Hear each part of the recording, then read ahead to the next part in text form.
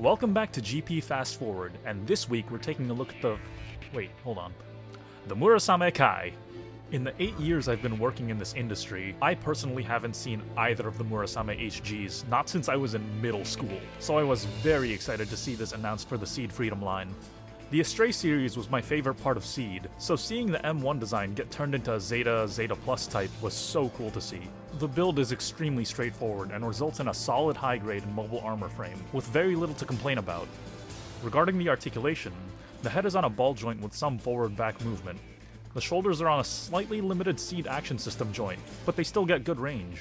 There's a full swivel at the upper arm with less than 180 degrees in the elbow joint, with a standard ball joint at the wrist. The ab crunch is limited by the long cockpit area, but there's decent side-to-side articulation.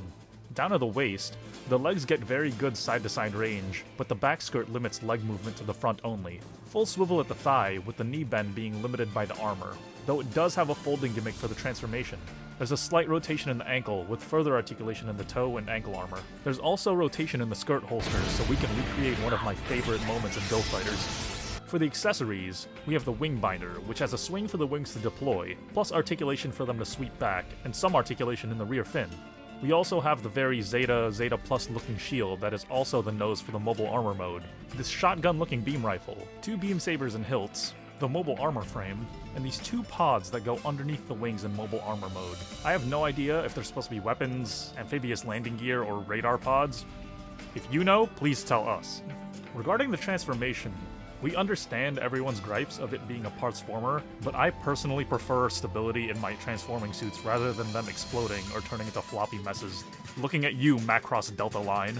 And for a parts former, it's pretty par for the course. There are duplicate armor parts that you can leave on the mobile armor frame, and it's very simple to just plug in the arms, legs, chest, wings, and shield in.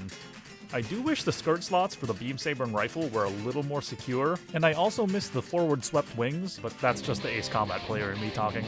That all said, it is a refreshingly simple kit at about the same price range as other Parts Former Wave Rider style kits. As such, you can get the usual standard poses from it, or just display it in its mobile armor form and leave the leftover parts in a box forever.